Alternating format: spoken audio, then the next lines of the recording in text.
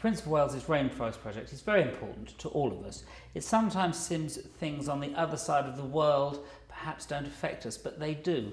When I hear about massive deforestation, I feel really rather terrified, because it reminds me that nowadays people ask you about, politically, are you sort of left or right? All these things are really redundant when we look at the big issue that is facing us. And really, the one big issue which this campaign for the rainforests identifies, is the one of global warming and our whole environment. I think it's very important for us as a generation to do whatever we can for the people coming after us, and I think we're in a better position to do it. I think that we have more information and more understanding. I think in the past people didn't think so far ahead, and they didn't realise maybe the damage they were doing, so they can't necessarily be blamed. But I think now what we all have to do for the people of the future is really address these really important issues. My favourite rainforest species is the sound of the rainforest.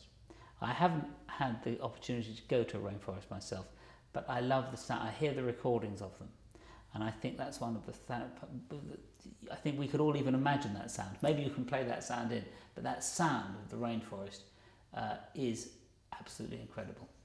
Well, I've never spoken publicly about my frog encounters before, but I'd like to take this as a platform, as an opportunity, as a platform to speak about that now.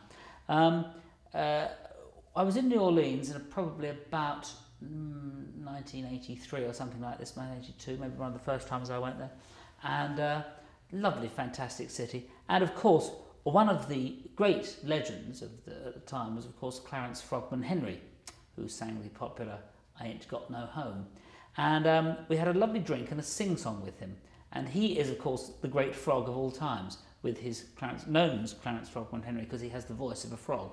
And so I think that's probably one of my lasting memories of great sort of music with frogs. Well, for musical reasons, I'd suggest that the name of the frog should be Clarence, so it can be like Clarence Frogman Henry, the great New Orleans singer. So Clarence would be the name that I would suggest.